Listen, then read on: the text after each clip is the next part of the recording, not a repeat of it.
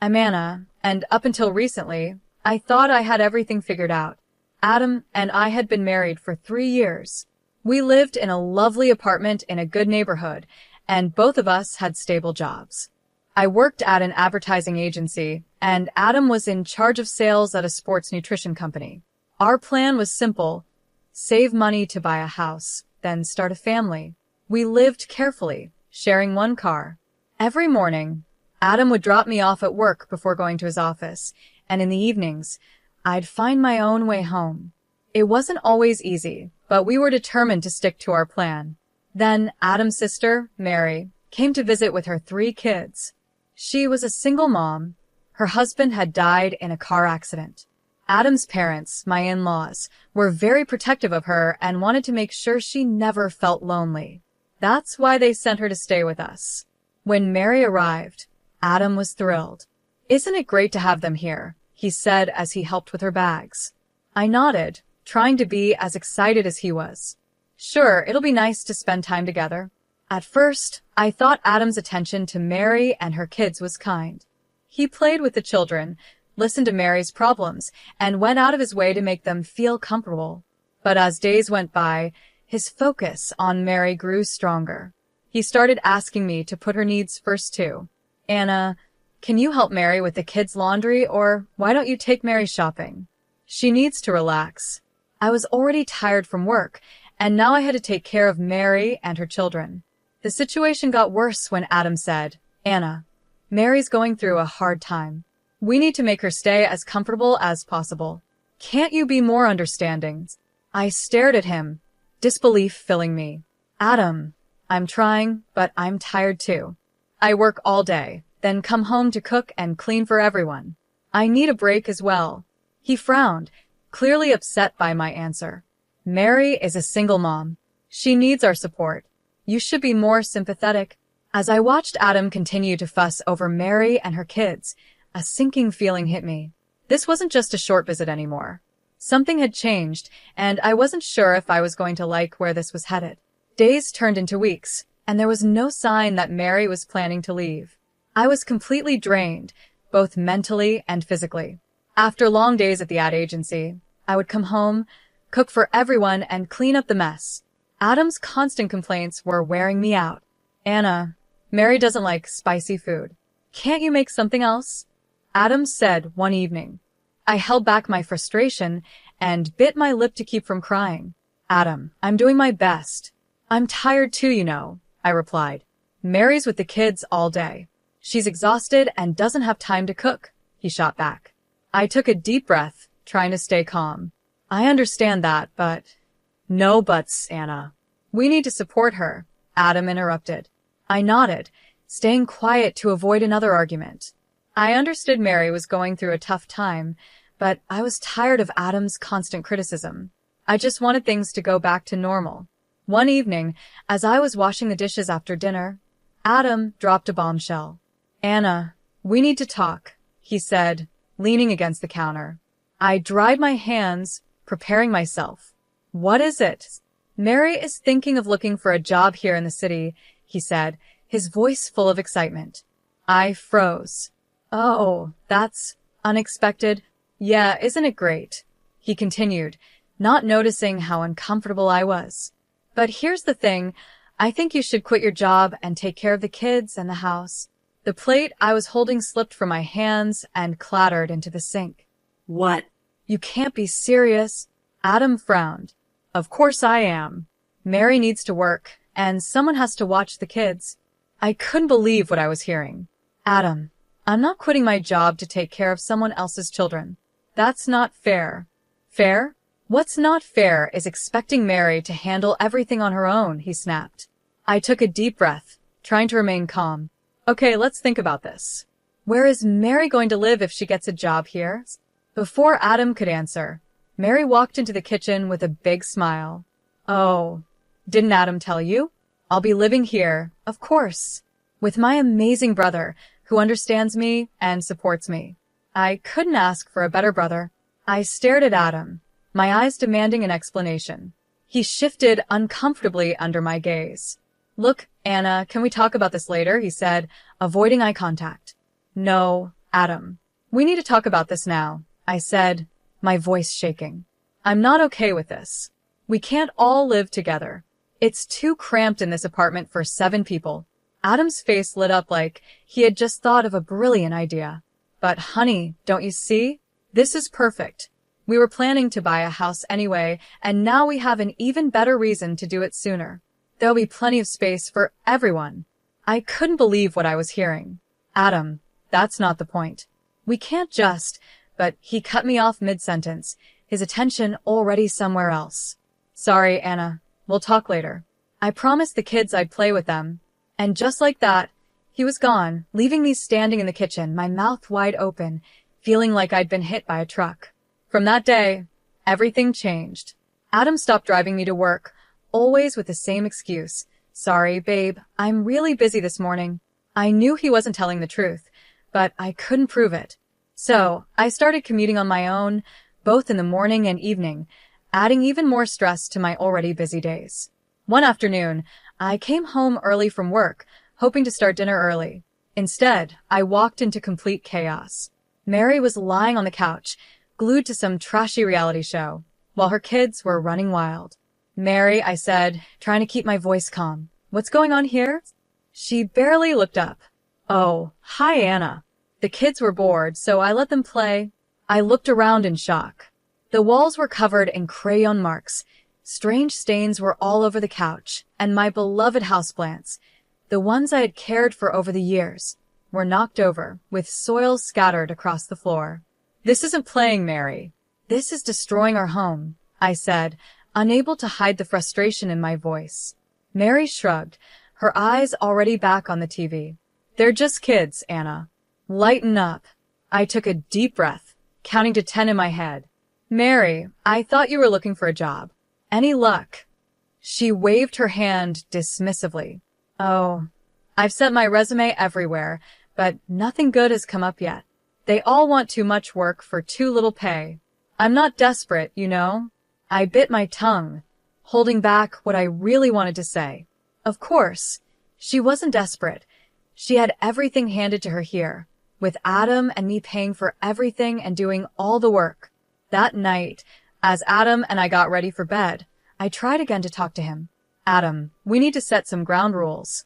Mary can't just let the kids run wild like that, and she needs to start helping out around the house. Adam sighed, looking frustrated. Anna, Mary's going through a tough time. Can't you cut her some slack? Slack? Adam, I've been cutting her slack for weeks. Our home is being destroyed. I'm doing all the work, and you're acting like I'm the one being unreasonable. Keep your voice down, Adam whispered. You'll wake everyone up. Look, I know it's not perfect, but it's family. We have to stick together. As I lay in bed that night, listening to Adam's soft snores, I felt even more alone. I couldn't help but wonder when I stopped feeling like part of this family, and more importantly, how much longer I could live like this. As the days turned into weeks, things at home only got worse. Adam seemed completely unaware of the chaos his sister and her kids were creating. Whenever I tried to set some rules or ask the kids to clean up after themselves, Mary would run to Adam and complain. One evening, I overheard her talking to him in a fake concerned voice. Adam, I don't think Anna likes the kids. She's always yelling at them, making them clean. They're just kids, you know. I waited for Adam to defend me, to at least say that asking kids to clean up isn't cruel. But instead, I heard him sigh. I'm sorry, Mary. I'll talk to her. That night, Adam came to me in our bedroom. Anna, look at this place. It's a mess. If you can't keep it clean with the kids here, maybe what, Adam? I asked, already knowing where this was headed. Maybe you should think about quitting your job. If you were home full-time, you could keep the house in order without putting so much pressure on the kids. I laughed bitterly. So now it's child labor to ask kids to clean up after themselves? Adam, do you even hear yourself? But he wasn't really listening. He'd been pushing this idea for weeks, and I was tired of arguing about it. You know what, Adam? Fine. You want me to quit? I quit. His eyes widened in surprise. Really? You mean it? I nodded, a plan forming in my mind. Yep, I'll call work tomorrow and tell them. Adam's face lit up with a big grin, and he hugged me tightly, not noticing how stiff I was in his arms. Oh, Anna, this is great. You'll see. Everything will be better now. The next day, I did call work, but not to quit. I spoke with my boss and explained that I needed to take a 4-month unpaid leave for family reasons. Luckily, I had recently trained an intern who could cover for me, and my boss was understanding and approved my request. When I told Adam I had quit, he beamed with pride, shooting a triumphant look at Mary. See? I told you Anna would come around. She understands the importance of family. As I watched them share their little moment of victory, I felt like a stranger in my own home. But I reminded myself that this was only temporary. I had given myself 4 months to see how things would play out, to see if Adam would realize the mistake he was making. The next morning, as Adam left for work, he kissed me on the cheek. Have a great day at home, honey. I know you'll do an amazing job. I forced a smile and waved as he drove away. Then I stood there, wondering what my next move would be. I turned to face the mess inside the house. Mary was already lounging on the couch, remote in hand, while her kids ran around making a bigger mess. From the moment I quit my job, my life turned into a never-ending cycle of chores and looking after Mary's kids. I'd wake up at dawn, make breakfast for everyone, pack Adam's lunch, and spend the rest of the day cleaning, cooking, and taking care of the children. Meanwhile, Mary acted like she was on a permanent vacation. Days blurred together with the same routine. Mary would head out to shop or meet friends for coffee, leaving her kids with me without a second thought. I'd watch her drive away in Adam's car while I was stuck at home, juggling housework and childcare. Adam seemed completely unaware of how unfair everything had become. He'd come home, kiss me on the cheek, and ask, "How was your day, honey?"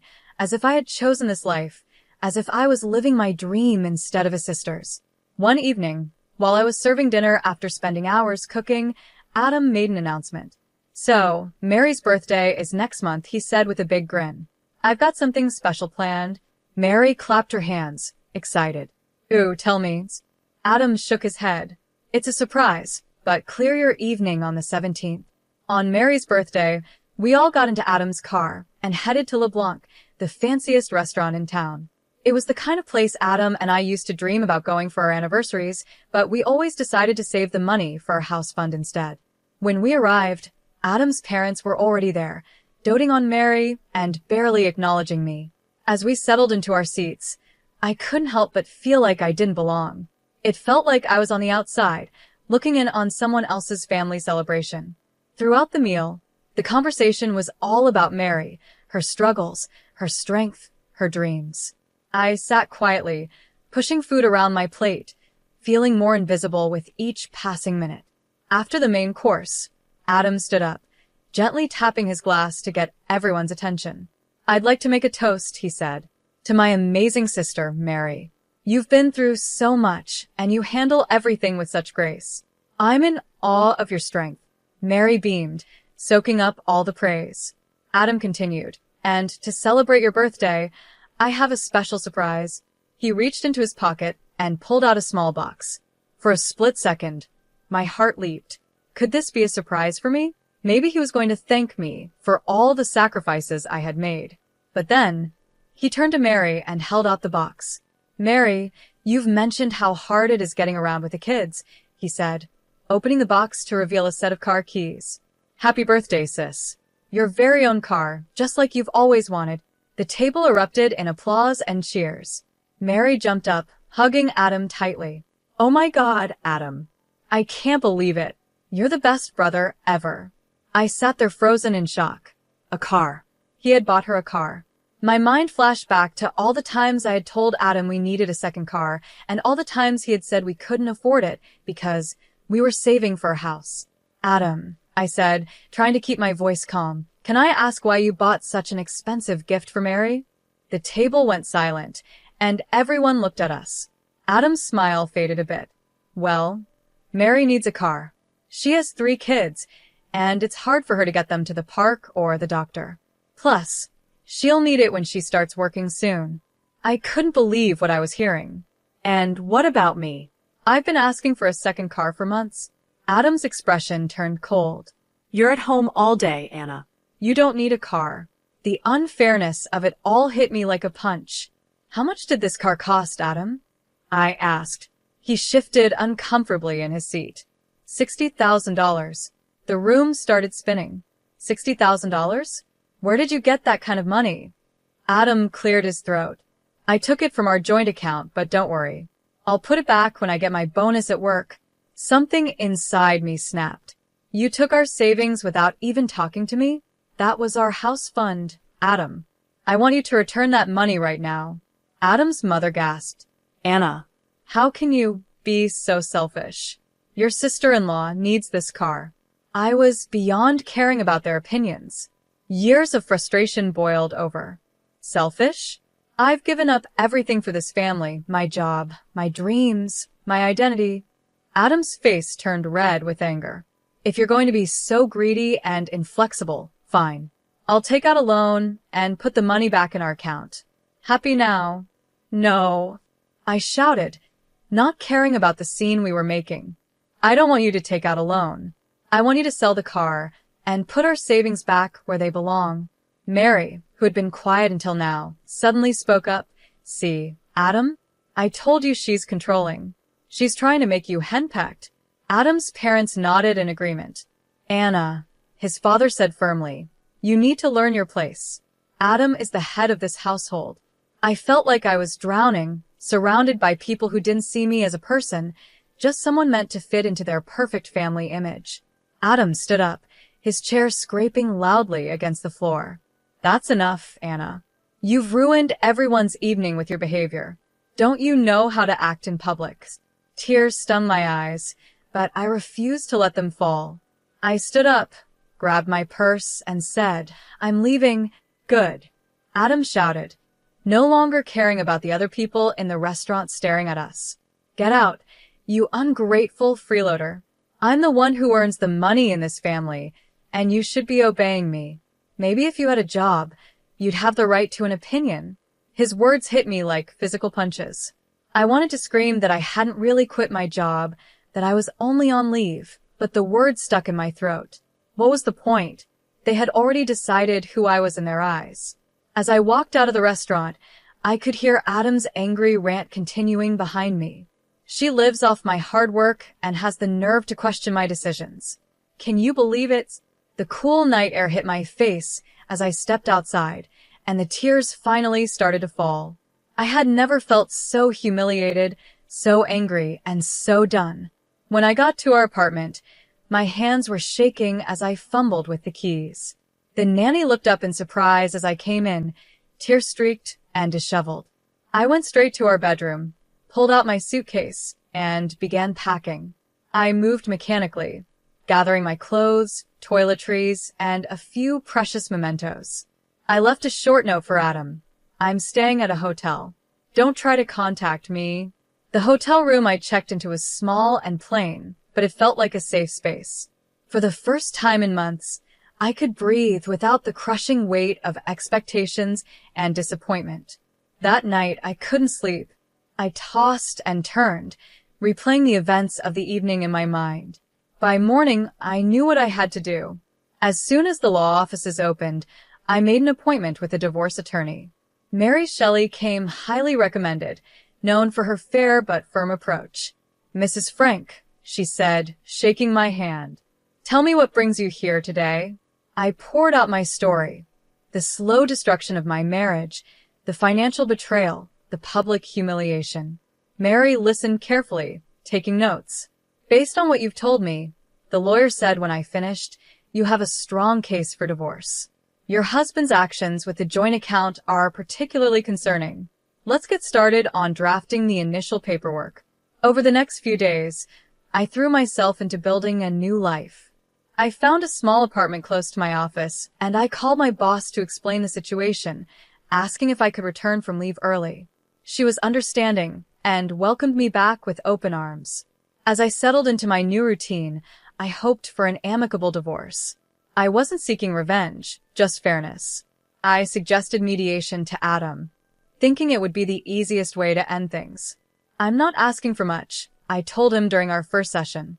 Just return the money you spent on Mary's car, and we can split the remaining joint account evenly. Adam scoffed. Return the money?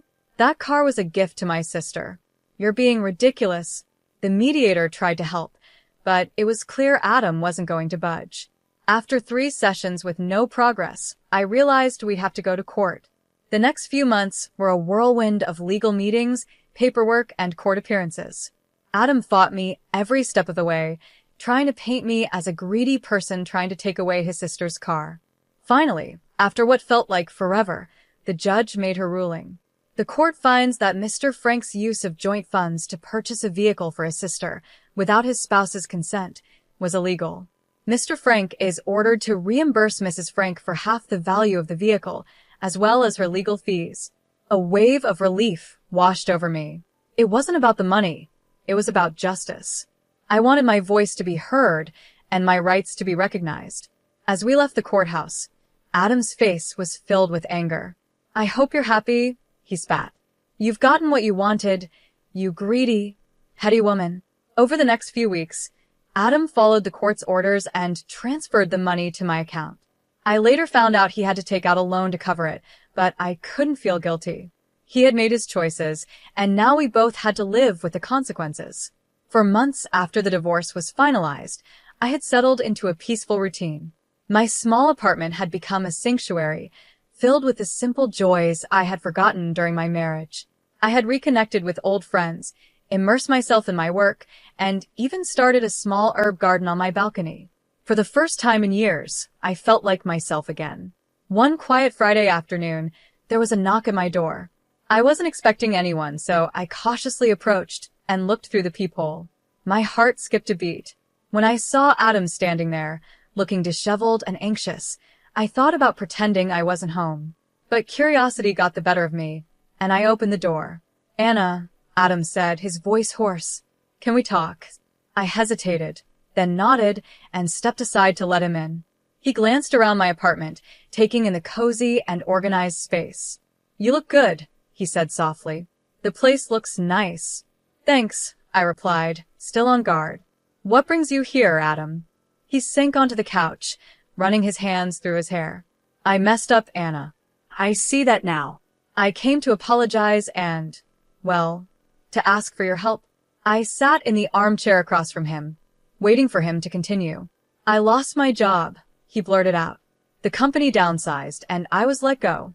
I'm still paying off the loan for Mary's car, and I'm barely making ends meet. Mary, she refuses to sell the car or get a job. Says she's not ready yet.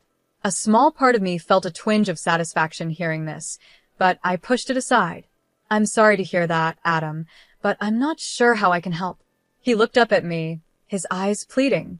The apartment is a mess. Mary doesn't clean, and the kids are out of control. The landlord is threatening to evict us because of the noise and mess. I realize now that you were right about everything. Mary's not just going through a rough patch. She's taking advantage of me. And I let her. I sat there, listening. The feeling of being right was bittersweet. Yes, I had been right, but at what cost? Anna, Adam continued, his voice breaking. I know I don't deserve it, but I was hoping we could start over. I've learned my lesson. I miss you. I miss us. Maybe with your help, we could fix things. For a moment, I was taken back to the early days of our marriage, the love we had, the dreams we shared, the future we had planned together. But then I remembered the betrayal, the humiliation, and the months of feeling invisible and unvalued. I took a deep breath. Adam, I appreciate your apology, and I'm sorry you're going through a tough time, but I can't go back. His face fell. But Anna, I've changed. I see things clearly now. I shook my head gently. The thing is, Adam, I've changed too. These past few months have shown me what I'm capable of and what I deserve. If you betrayed me once, how can I trust you wouldn't do it again when things get hard? I wouldn't, he insisted. I've learned my lesson. Maybe you have, I said softly. But that doesn't change the fact that I'm happier now. I found freedom in being on my own, in making my own choices without worrying about a partner who didn't value my opinions. Adam's shoulders slumped. So, that's it? There's no chance for us. I stood up, making it clear the conversation was over. I think it's best if you go, Adam. I really hope things get better for you, but I'm not the answer to your problems. You need to find your own path and make your own decisions. He nodded slowly and got to his feet. At the door, he turned to me one last time. I really am sorry, Anna, for everything. I know, I said quietly. Goodbye, Adam. As I closed the door behind him, I leaned against it and let out a long breath. A mix of emotions filled me. Sadness for the dreams we once shared, a little satisfaction at seeing Adam face the consequences of his actions, but more than anything, I felt an overwhelming sense of relief and freedom.